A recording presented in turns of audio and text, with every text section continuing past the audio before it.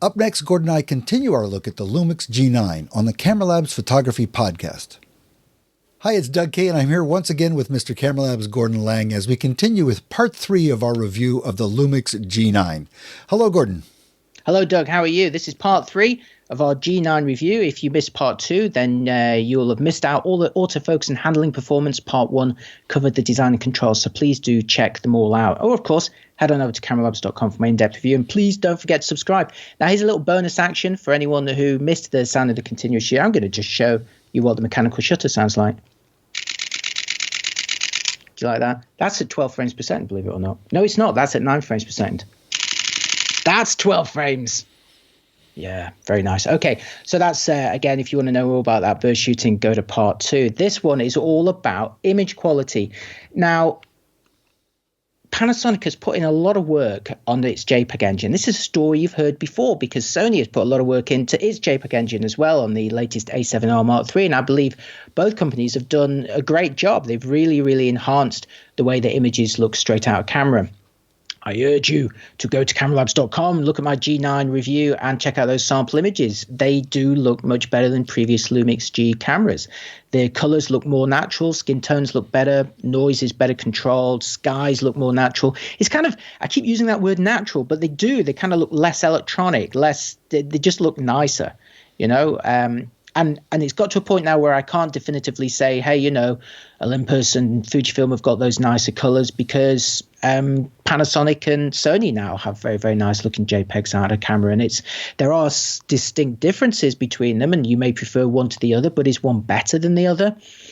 Less and less so these days, you know, and you can really tweak that as well. So I think they've done a great job at the image quality of this. And I've had quite a few comments on images that I've posted already from the G9 where people have gone, wow, that was with a micro four thirds body at 32 or 6400 ISO. That actually looks pretty good, pretty clean and detailed. So I certainly don't see a problem in the micro four thirds format being smaller than APS-C, and which in turn is smaller than full frame. Sure, if you are shooting at 12,800 ISO or above, you are going to get cleaner results from those cameras. But if you shoot mostly below, say, 6400, I think you'd be very, very satisfied with the output from this camera. I mean, Doug, what's your feeling on sensor size? I'm almost entirely full frame. I'm used to it. I'm used to the bigger lenses that go with it.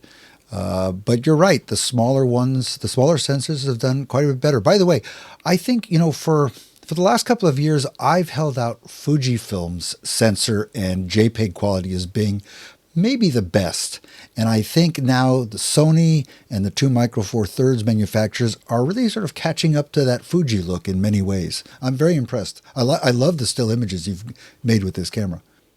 Okay, well, you can go one step further with the G9 as well. Like a lot of new cameras, it has a high-resolution mode that actually shifts the sensor by a pixel in each direction in order to generate a high-resolution composite image. This is something that we've seen on the Sony A7R Mark II and, of course, the Olympus EM1 Mark II and the M5 Mark II before that. And Panasonic's implementation works quite similarly to the Olympus one. It takes 8 pictures. It takes them very, very quickly with the electronic shutter. It's about a half-second process, and it assembles them in camera immediately. And that process, again, only takes a couple of seconds. So unlike the Sony, which is, right, we'll take them slowly and you've got to assemble them later, it's all done in camera on the Panasonic and the Olympus. However, the thing that they all have in common is that you have to shoot with a tripod. You have to try and avoid any subjects that have got any motion in them at all, which rules out almost everything, especially landscapes. You think that mountain's not moving, but believe me, the trees on the leaves on the trees are moving, the water in the river is moving, the bird in the sky is moving, that cloud just moved, there was a car moving. Flipping heck, there is so much moving in this frame, it's ridiculous. So it really is best deployed in proper kind of studio still life product photography, archival type purposes. Now, Panasonic offers a couple of different options for it. You can shoot in JPEG, you can shoot in RAW plus JPEG. You can output a 40 megapixel or an 80 megapixel file. It doesn't have 80 megapixels worth of detail in it, of course. It's just 80 megapixels in terms of its, the actual pixel dimensions of the file. But well, I'm just going to tell you a couple of things before I tell you about the quality of it. What it's doing is boosting the resolution, but also effectively eliminating the color filter array. So you should get higher color resolution as well, and less of those color moire artifacts, the false color shimmering, that sort of thing. Now, I shot numerous subjects with this mode. I did landscapes, which you're not supposed to. I did still life, which you are supposed to. Blah blah blah, and actually, at least half of them look quite considerably better than the single frame versions, particularly the still life studio based stuff. There really was a boost in resolution. Is it 40 megapixels? 80? I don't know. It's more than 20, which is what this sensor has. And I should also just say while we're here, the sensor is the same as the GH5 sensor. It's definitely more resolution than 20 megapixels. And there's something about them that looks very crisp and very satisfying. So if you are an archival or product type photographer, this is a mode that you may be able to use. And the cool thing is that if you do shoot in RAW, you can use the raw playback, the raw processing and playback to actually generate a different type of file. So if you captured at 40, you can in playback generate an 80 from it, or if you did it in 80, you can generate a 40 from it, and as well as changing all those other things. It's funny to think Sony doesn't even have raw processing in playback on the A7R Mark III. That's more than $1,000 more than this camera. So I quite like that. Now, Doug, I can see you're looking a bit skeptical on these pixel shift modes. You haven't had a lot of luck with them, have you? Well, when Olympus first came out with it, I was very impressed. I guess Hasselblad had it before Olympus. Is that right? Were they the first ones who came out with pixel shift? Yeah. I was very impressed. We recently reviewed the Sony A7R Mark III, and I was a little bit less impressed on that camera in particular. But then again, it's not my type of photography, so maybe it's a personal prejudice. Now, while we're here, I'm just going to show you the post focus. This is a 6K photo that I took, which is quite a unique thing you can do on the Panasonic cameras.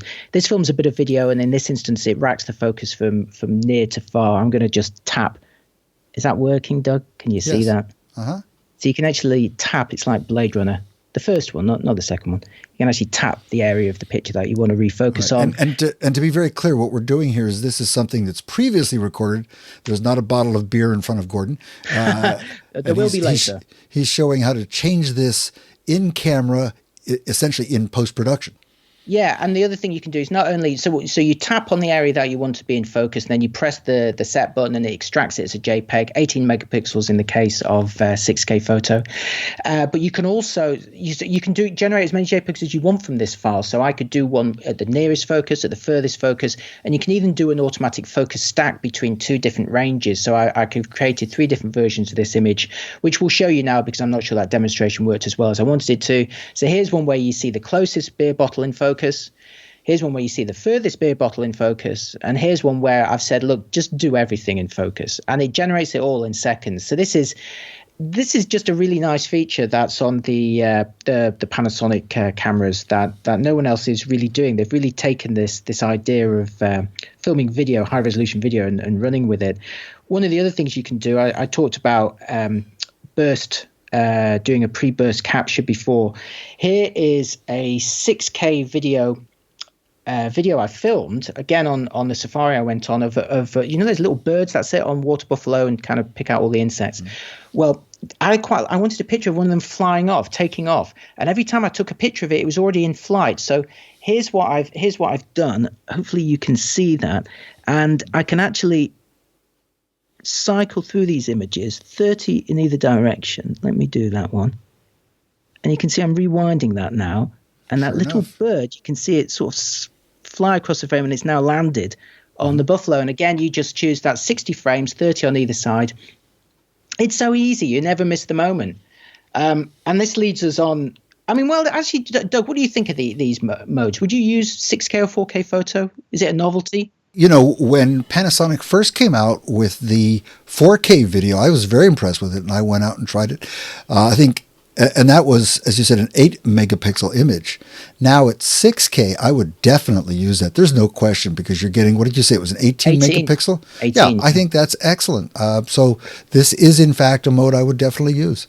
Yeah, and again, people always say, 30 megapixels, the focusing isn't very fast and it's not raw. They have to say it like that. But then you've got those burst pre-modes that I mentioned in the second part of the video, which are shooting in RAW with fast autofocus and at the full 20 megapixels. So it's got every base covered there.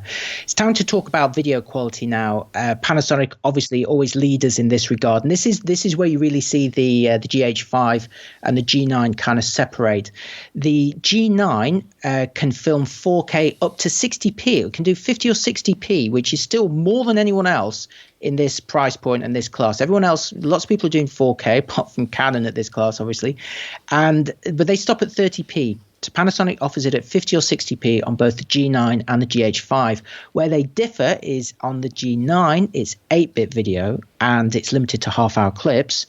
On the GH5, it can record 10 bits internally and at higher bit rates, and it'll keep recording while you've got memory and battery life remaining.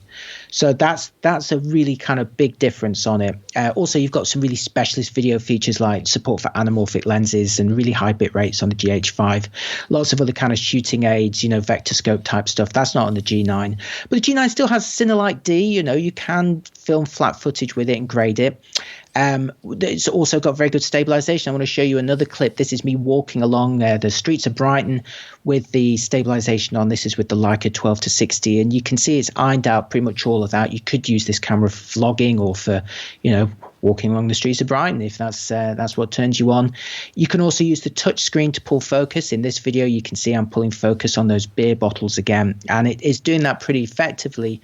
For a contrast-based system, though, it's the tiniest wobble at the end, but it's almost imperceptible. But it is there if you're looking for it, whereas a phase detect system does generally stop where you want it to. But again, for a contrast-based system, I'd say this is pretty remarkable. And if you're happy with 1080 video, you can also film it up to 180 frames per second, not the 120 like a lot of cameras, 180 frames per second on the G9, and slow that right down. Here's a clip I filmed at 1080 180p, and I think that looks pretty good. It's really good fun. So video wise, yes, the GH5 is the more professional camera, but certainly the G9's no slouch in this regard, especially being able to film 4K at 50 or 60p.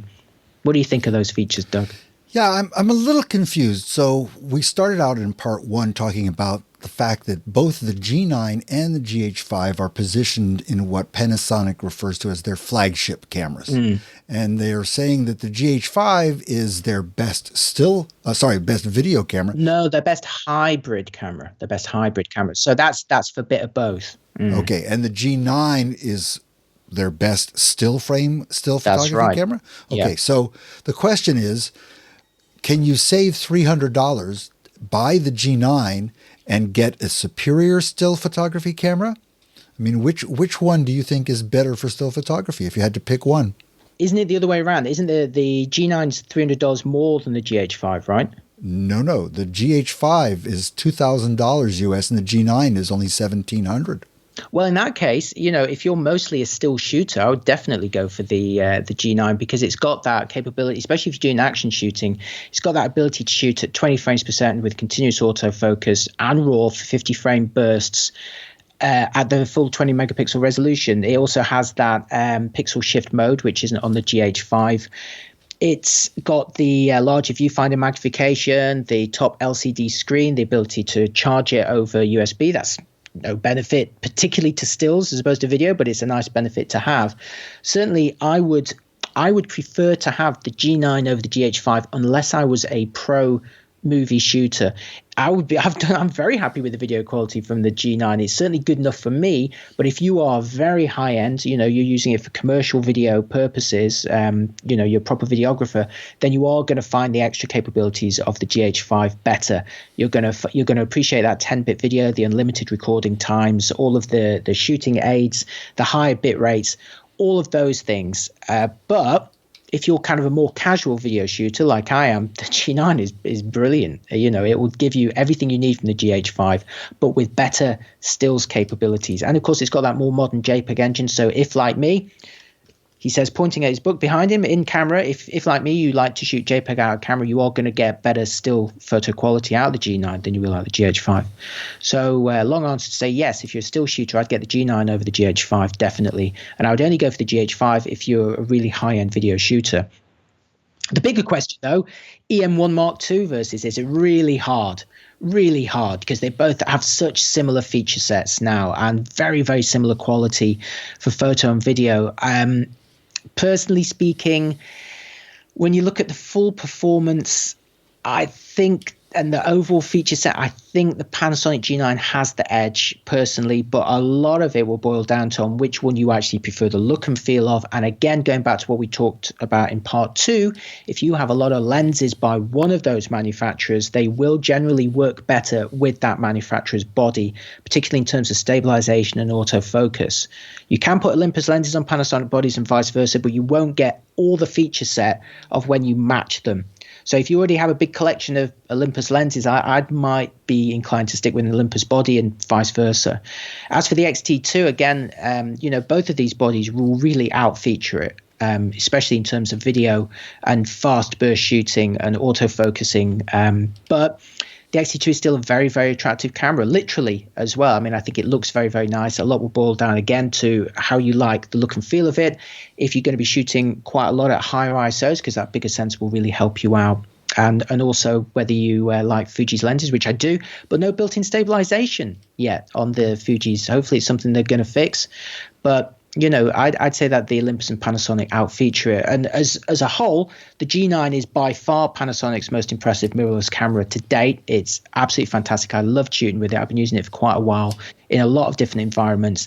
And I'd say it is not just a rival for the Olympus EM1 Mark II. I think it is, for me, a better camera, and it's a cheaper camera, even though it's newer. So that's a pretty impressive story, I'd say. What's your feeling, Doug? I agree. I think the one thing about the OMD EM1 Mark II is it's a little bit could be frightening or it could be impressive.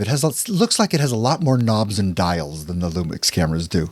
They're very busy and cluttered, but people who have the OMD EM1 Mark I and Mark II love them both. Well, yeah, don't get me wrong. I love those cameras, and you'd be happy with them as well. It's just I think Panasonic has edged. You have to admit, it's got the top deck has a whole lot more knobs and buttons. It looks a lot more complicated to me than the G9, but I think they're both great. Gordon, thank you very much. I want to mention that if you're interested in the Lumix G9, the GH5, or any of the cameras we review here on the Camera Labs Photography Podcast, go to cameralabs.com, click on the Buy Now buttons. Of course, we offer you many different levels of review. You can get the quickie video that Gordon recorded previously. You can listen to or view our podcast here as you're doing right now. And if you want to know everything you ever wanted to know and more about the Lumix G9, go to cameralabs.com and read Gordon's in-depth review. Make sure, put your camera down for a second, Gordon. Put it down. There we go. In Camera, a terrific book about shooting JPEG straight out of camera and digital retro. Yes. Did you know about that one, Doug? I don't. I see it there now. What Digital about it? Retro is a book I wrote a while ago, but it's a classic book. It looks at the home computers of the 1970s and 1980s. Sinclair, Commodore, BBC, Atari, they're all in there. I used to write computer history. I had a computer history column, so I compiled them into the book. So these are both great gifts if you're after. It's just buy them for yourself. They're lovely. While you're watching the video, please do subscribe. It really, really helps us. And as Doug says, you can find all the reviews at cameralabs.com. If you want to find out what Doug K is up to, go to dougk.com. And again, if you like what we do, you can buy us a coffee. We've got a link in the description. Thank you very much. If you got to the end of this video, thanks for watching, especially if you watched parts 1 and 2 before it. Do let us know what you think. A lot of people have said, why are you doing it like this in 3 parts? It's because it is more manageable. It's easier for Doug and I to do this. YouTube also handles your videos better when they're shorter. They really don't like you having 1 hour type videos. It doesn't work very well for your statistics. So that's why we're doing it in this format. But I hope you still enjoy them and find them useful. Very good. Thank you, Gordon. And we'll see you next time on the Camera Labs Photography Podcast. Bye-bye.